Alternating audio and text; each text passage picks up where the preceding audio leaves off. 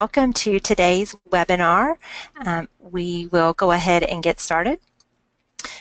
We are talking today about the digital learning competencies and their connections to the professional teaching standards. So welcome. On the phone with me today is Donna Murray, our digital teaching and learning consultant, as well as two of our colleagues, Jennifer Northrup, also from Digital Teaching Learning, and Dalia Payne from Educator Effectiveness, and they will be assisting us in the questions bar today. So thank you for your support. So just a word, if you are attending via phone, if you would please take just a moment and download the app for your smartphone if you have not already. The benefit to this is that your participation in today's webinar will be able to be tracked, and when we send out the follow-up emails regarding CEUs, that will come to you automatically. So just a step to consider if you are calling in via phone for today. And we also have put the links to download the app for the smartphone and for the iPhone in our chat bar today to make that a little bit easier for you to go directly to the download.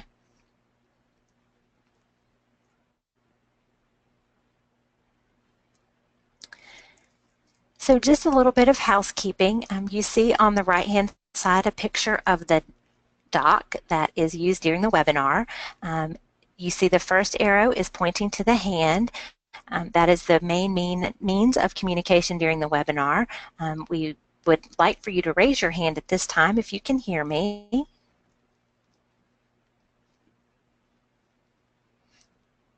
And to raise your hand, just, oh good, I see some hands coming up. Just simply click on the hand icon. Right, excellent, thank you. Also, if there are any questions that you have as you go along today, please don't hesitate to put those in the questions bar. You can see that is the second highlighted piece of the doc on the screen. Any handouts that we will distribute can be found in the handouts section of the doc as well. You may be able to see the chat bar now that we have put some communications in through the chat bar, but if you cannot see it, please do not worry and just continue to use the questions bar as a way to ask us any questions or let us know if there's anything that you need. Also in the chat bar is a link to today's presentation. So if you would like to follow along on your device, there is a link to that presentation as well. At the conclusion of our webinar today, we will explain where you can find the recording of the webinar as well as a PDF version of the slides. So as we go through the webinar today, if you would please minimize your outside distractions. Don't hesitate to notify us if you're having technical difficulties by raising your hand, and please use the questions bar to ask any questions. So in terms of our webinar for today, we have two overarching outcomes.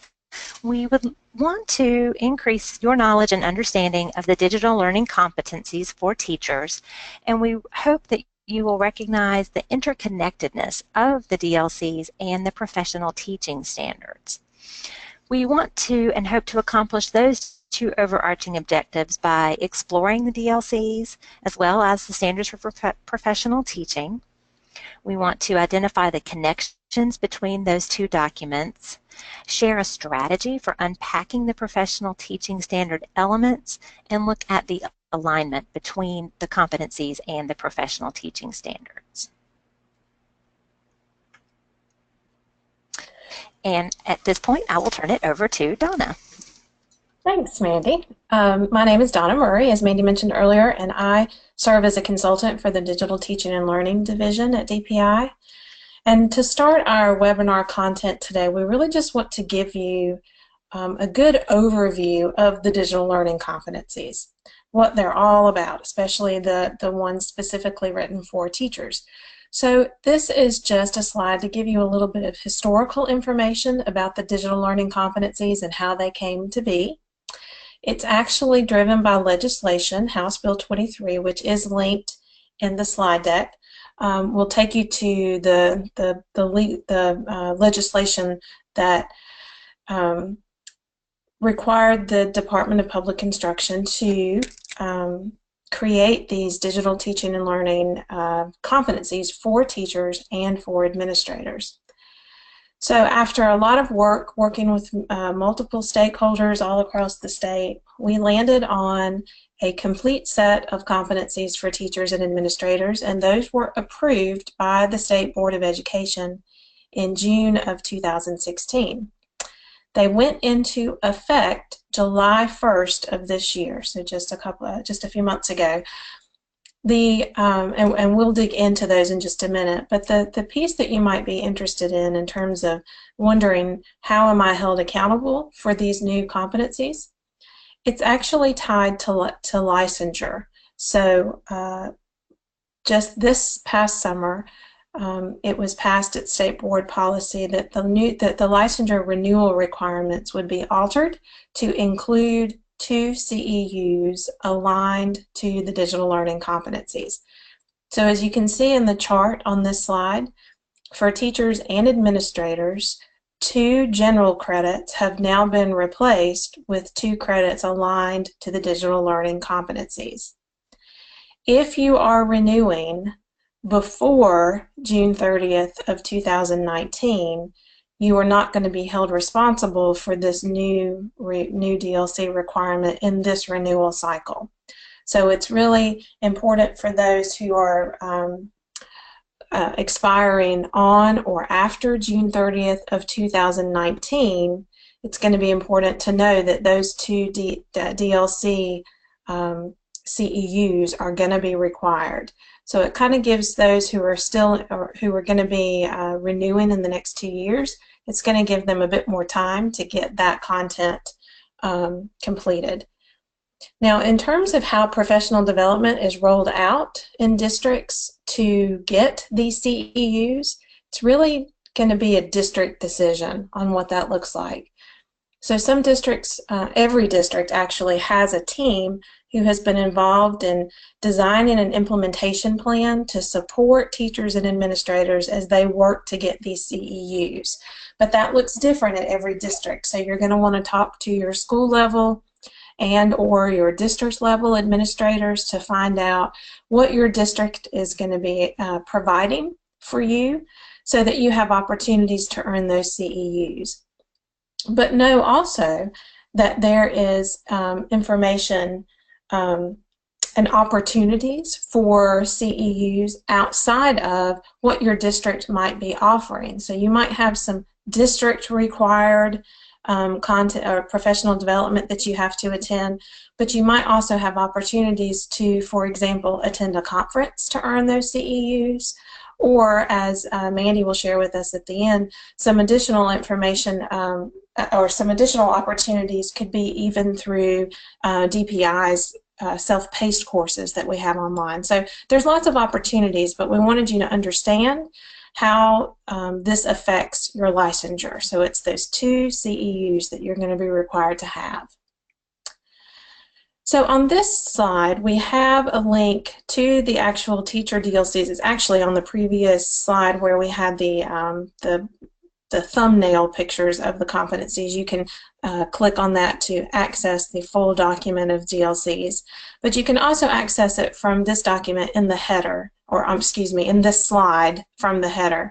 And we want to talk a little bit about how the DLCs are structured. So for teachers, which is what we're going to focus on today, the 4 focus areas include leadership, digital citizenship, digital content and instruction, and data and assessment.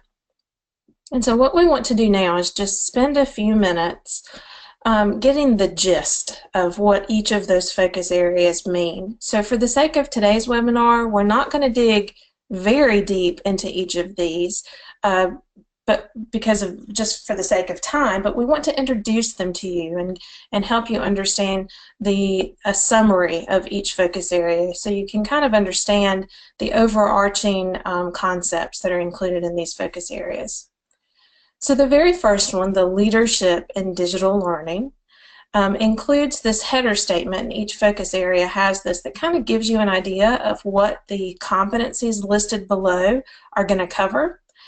The leadership in digital learning statement reads, teachers will demonstrate leadership in accelerating their integration of digital teaching and learning pedagogies.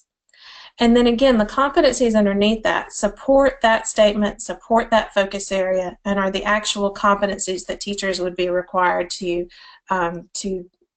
show. And so on my next slide, all I've done is kind of taken all of the language from those competencies and just tried to summarize it for you. So again, this is the actual language of the competencies, and I'm just summarizing it here in this next slide so that we can kind of get the gist of what that focus area means. So for leadership in digital learning, we're really talking about teachers being engaged in learning communities, and that's virtual and face-to-face. We're also talking about teachers taking initiative for their own professional growth and doing things, showing an innovation with digital learning beyond your own four classroom walls. In addition to that, we're talking about collaborative problem solving with your peers. So really thinking about teaching strategies and really going through an entire process with peers on determining, what teaching strategies are best, how to evaluate those, how to recalibrate your teaching strategies. And then the final competency for this focus area is really about lifelong learning and having that grit and perseverance to continue to grow as a professional.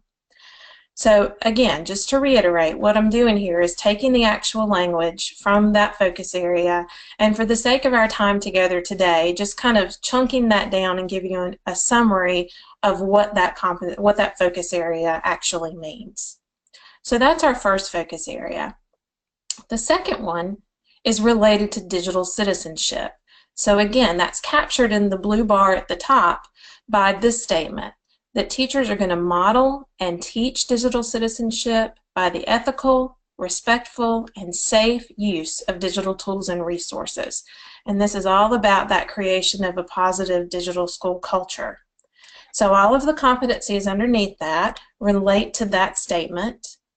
And on my next slide, I've tried to summarize that for you. So in this focus area, we're really talking about teachers understanding and helping students understand fair use, intellectual property rights, copyright, things like that.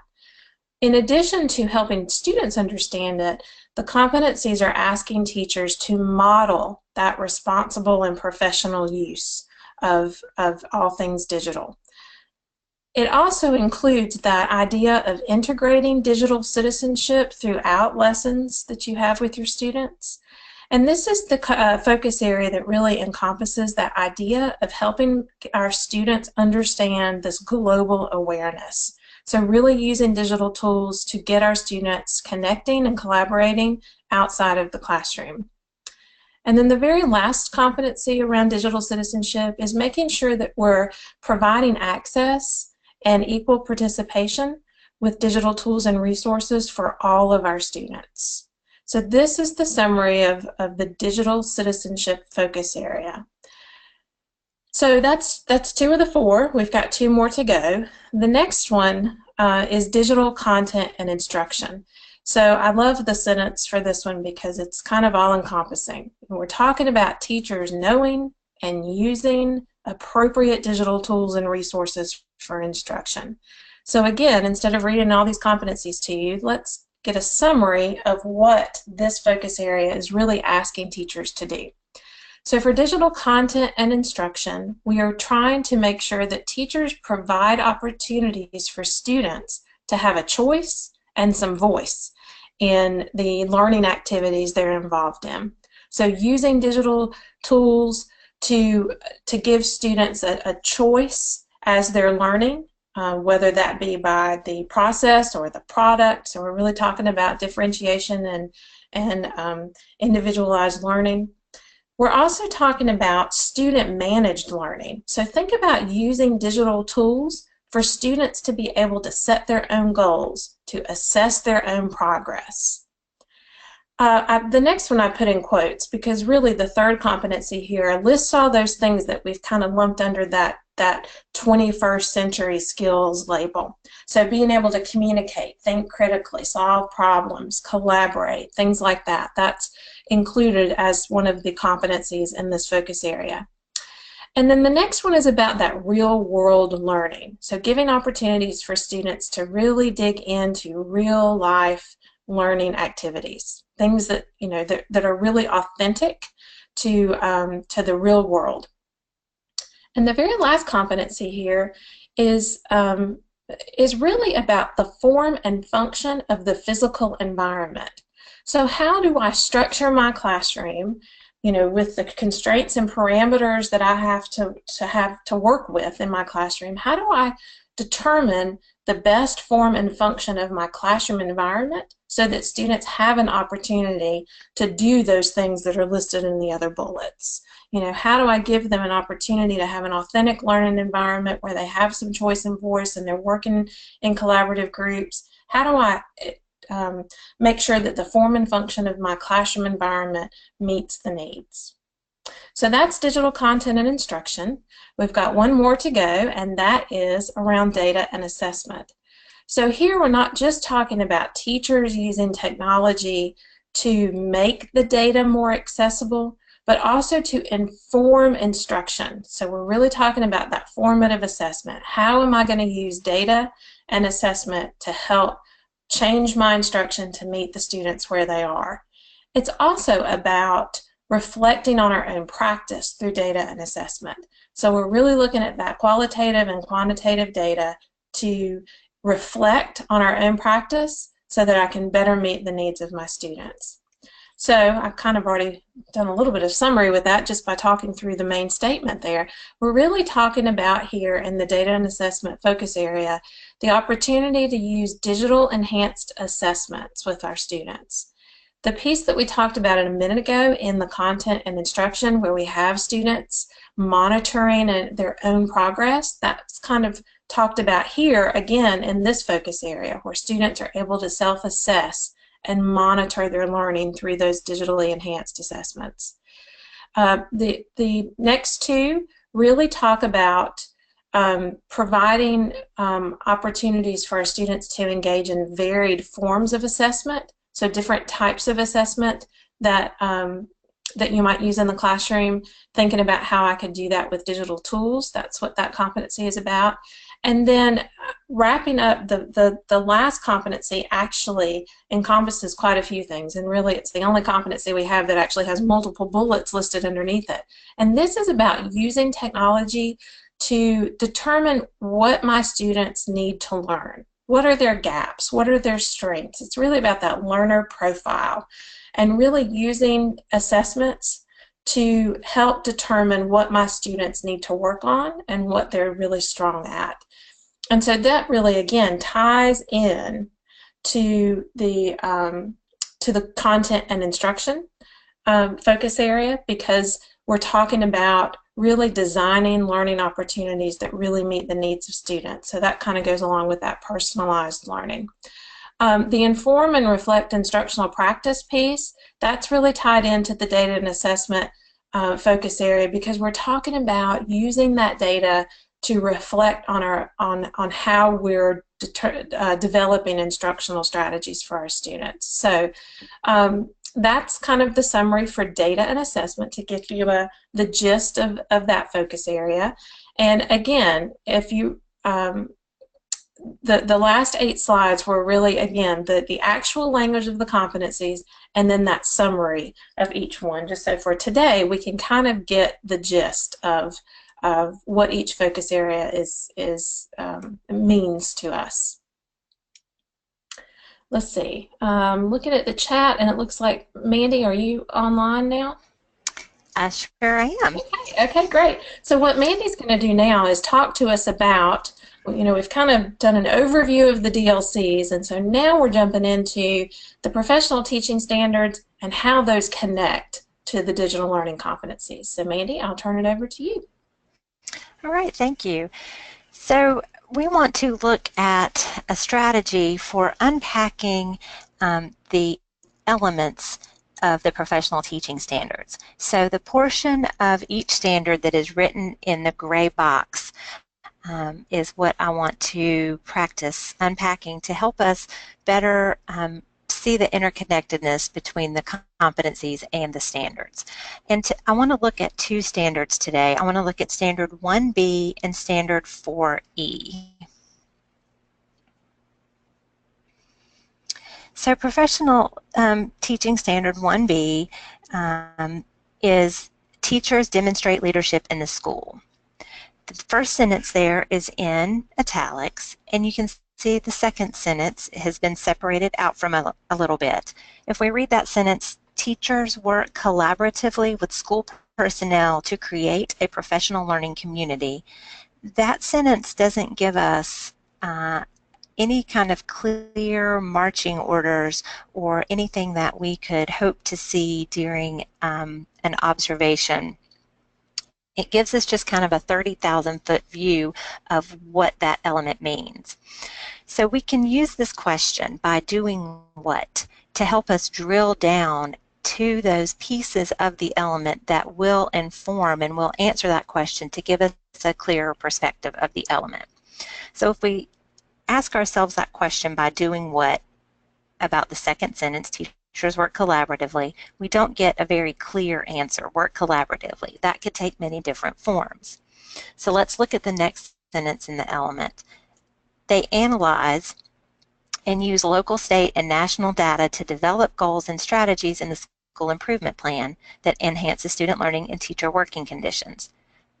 So how do teachers work collaboratively? By doing what? By analyzing and using data to develop goals and strategies. If we look at the next sentence, what's another way teachers could work collaboratively? By providing input in determining the budget and the selection of professional development. We look at the last sentence, and again, that I think you're probably seeing the pattern.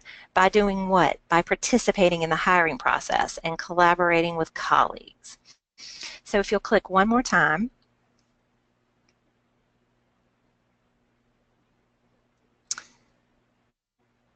you'll see now those words have turned green, because that really is the answer to the question, by doing what. That gives us a framework for talking with teachers, or as a teacher practicing, what leadership in the school would look like. So let's look at 4E. Again, we have that 30,000-foot view. That first sentence just kind of tells us exactly what we're going to look at, developing critical thinking and problem solving, but it doesn't tell us what. It doesn't answer the question, by doing what.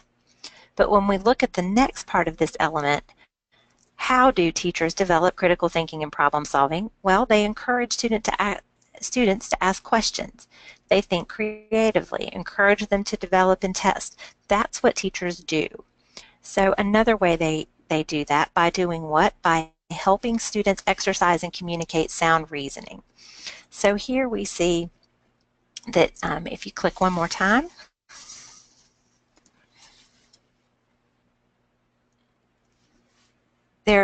this standard gets us right down to what teachers do. So I picked these two examples to just kind of highlight that continually asking that question, by doing what, as you read through the elements, will help unpack what the actions are that teachers can take to bring that element to life. Also, we're going to get to it in the resources as well, but if these are activities that you would like to take back to PLCs or to do in staff meetings, there is a document that can support that work, or just be a good conversation starter. And so we wanted to share that with you, and that is when you access the presentation, you can click on this slide, or it's also available in the resources at the end of the presentation.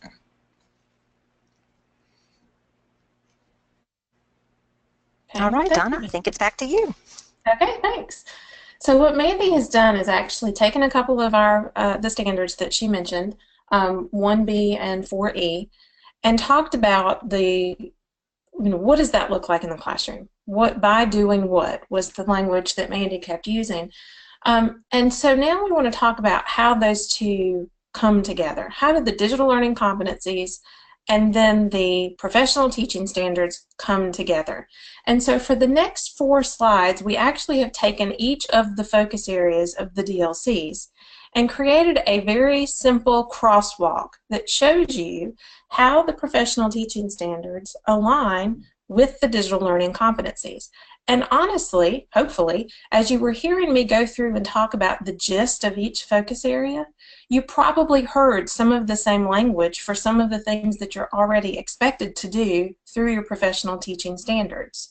So we really want you to think of the digital learning competencies as another opportunity for growth, but know that it's really not its own standalone thing. It's actually tied to standards that we're already expecting teachers to grow in.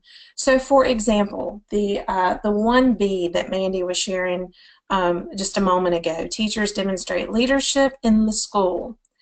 Think about how that ties to the digital learning competency of engaging in that that collaborative problem solving, where we talked about you working with your peers to plan, design, test, evaluate, recollaborate those teaching methods using digital technologies. So if you're meeting that digital learning competency, you're also really speaking to that element of 1B. And so that document that Mandy just shared with us, those examples and then the reference link that she mentioned that's also in our resources at the end of the slide deck, that's another piece to help you unpack the teaching standard and then think about how does that align to the focus areas within the digital learning competencies, so that we can really start to see how the two marry instead of really thinking about how they are separate. Because I think, again, as you start digging into the standards and into the competencies, you'll see that there's actually quite a bit of overlap. So when I say that this is kind of a simplistic crosswalk, I don't think that this is fully a fleshed out crosswalk. This is just kind of an intro to kind of get you thinking about some big standards and elements that align to the focus areas. It's not completely all-inclusive, okay? So it's really just to kind of get us thinking about how they connect, but know that there's lots of connections that aren't even captured on these 4 slides. This is just to kind of get us thinking. The other example so as you see, each slide is really showing the crosswalk by each focus area. So we looked at the 1B example that Mandy gave. And if I continue to scroll down, you'll see on the digital content and instruction slide, Mandy mentioned, your other example was 4E, and we actually have that here in the crosswalk where we're talking about teachers helping students develop critical thinking and problem-solving skills. And if you remember, when we were talking about the digital learning focus area of content and instruction, we talked about that in a couple of ways. We talked about it in the competency that talks about authentic problems, having authentic activities for our students. It's also in that competency that really spoke about those 21st century skills, critical thinking, problem solving, collaborative work, communication, things like that. So it actually aligns to multiple competencies all within that focus area of content and instruction. So what we're trying to show you here is that it really is connected to our professional teaching standards. So these 4 slides, we're not going to read through them all, but they're here as a reference, and we also have them in a PDF format that we'll share with you in just a moment. All of these are just to kind of get you thinking about how the professional teaching standards and those elements align with the competencies themselves. So after those 4 slides, our next one is just to share some links with you. The link, they're linked at the top, and then also at the bottom is the actual link to our Digital Learning Competencies website. So the image and the word at the top will link you to the PDF of the crosswalk that you just saw in those previous 4 slides. We also have a document on the website, and again, it's also linked right here in the slide, for a self-reflection. And so this is kind of, remember, this is a growth document. This is a growth process. So we actually have created a simple self-reflection so that, for example, on the thumbnail that's on this slide, you could actually determine as a teacher, where am I in digital content and instruction? Am I novice? Am I kind of at the experience level? Or have I really kind of mastered this focus area? And that's not to say there's still not room for growth, but certainly the self-reflection hopefully will help you determine kind of where you're starting from, so that then you can really inform and start looking for professional growth opportunities to help you grow in that area. So that self-reflection guide is on the DLC Wiki, and again, that link to the website is on the slide. And I think, thank you, Mandy. Mandy actually put that in the chat as well, so you can go directly to that link. So now, in terms of next steps, what we've really just done for you today, hopefully, is given you an overview of the DLCs, let you take a look at the professional teaching standards and the by doing what document to kind of wrap your arms around the standards, and then start thinking about how those overlap. The crosswalk hopefully will help inform those conversations that you're having and to start thinking about how the two connect. But in terms of next steps, what you might like to do is to complete that self-reflection that we linked on the slide previously, so that you can kind of see, again, where you are for each of the 4 focus areas. And then think about, how can I develop a plan to implement the DLCs into practice? And don't think about, biting off more than you can chew. For example, if you feel like you really need to work on choice and voice, so not even the whole focus area of content and instruction, but just the choice and voice. How do I use digital tools and resources to give my students an opportunity to have some choice and voice in their learning activities? Maybe that could be part of your plan for implementing the DLCs. And so thinking about potentially creating a list of evidences of practice. So in other words, what would this look like in my classroom? I know that that aligns to some specific standards and elements of my teaching standards because I looked at the crosswalk. I know that this relates to the digital content and instruction focus area of the DLCs. So what are some things that I could do to make that happen in my classroom? So those are just some next steps, and thinking about the process for that could be done in a PLC, in a faculty meeting, or even just individually before a group meeting. So this slide is just to kind of help you think about what you could do starting from here. How do I determine where I am in terms of the focus areas of the DLCs, how that aligns to my professional teaching standards, and then what conversations and support can I search out to help me grow professionally. So those are some things that we just thought might be some considerable next steps for you. What we'd like to share with you now are just some resources that might be beneficial to you as you continue to grow with the DLCs. So the very first one is just that link again, and just a thumbnail picture of the website for the Digital Learning Competencies. And you can see on the thumbnail here that we actually have a few links in the navigation right beside the kind of the overview few paragraphs of the DLCs. You'll see we've got DLCs for teachers, DLCs for administrators, frequently asked questions, and then we even have implementation support, and that's really for your district teams, and we've shared this information with them. This is just support and some guiding questions and some resources, so as districts are thinking about how they're going to support their teachers and administrators with the DLCs, that this is some guidance for them. So as a classroom teacher, you're probably going to be interested in that DLCs for teachers link, and that's just going to point you in the direction of the actual DLCs, the crosswalk document, and that self-reflection document. And so we'll continue to build out additional resources for teachers, but for now, those are the 3 main documents that you're going to find on that website. In addition, this past summer, we did, 16 professional development events all across the state. Some of you may have been involved in those or were able to attend.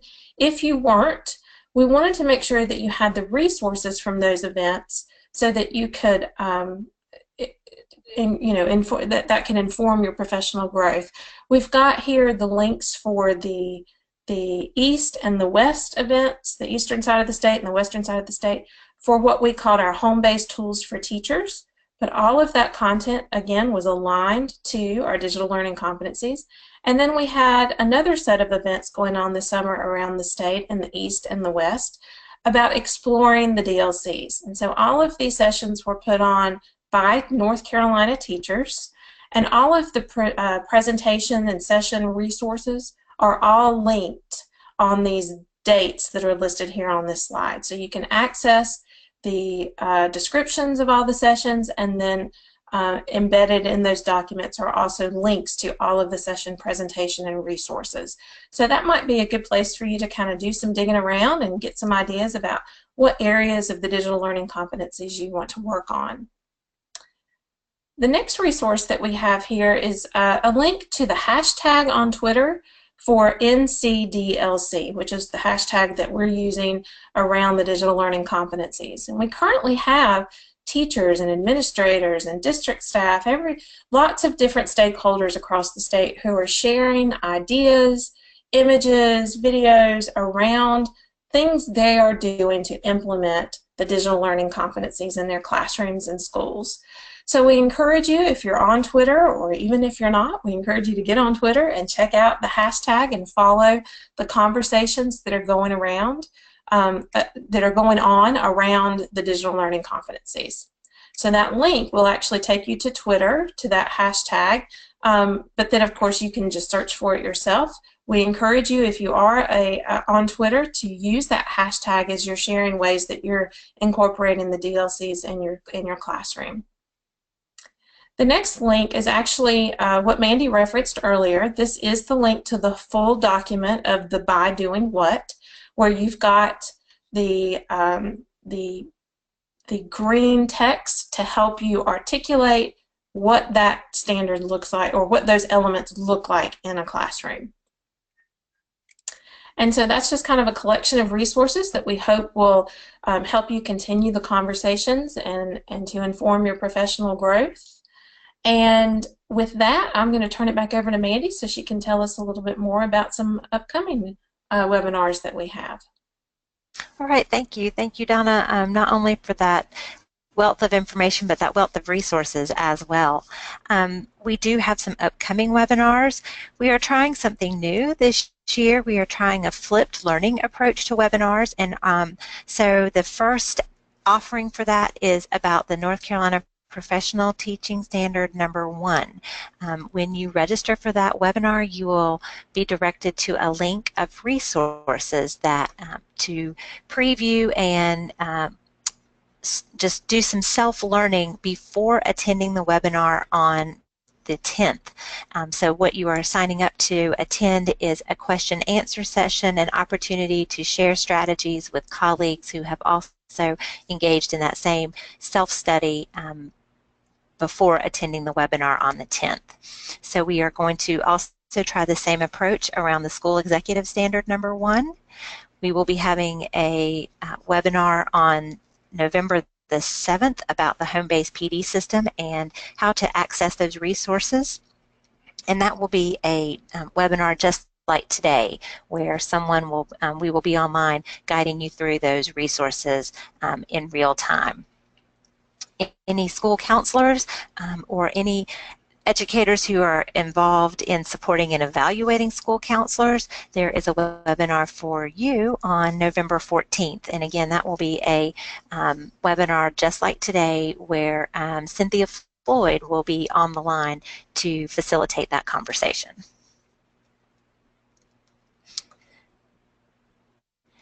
So what to expect after today's webinar? You will receive an email at the conclusion of today's webinar with details about the date and the title, the description, and the amount of time for participation. At the decision to award credit is based at the local level. So you may want to take the certificate, the email that you get, and bundle that with other webinars that you attend over the course of the year to equal a certain number of CEUs and turn that into your district for consideration. So that CEU email will come as a follow-up to today's activities.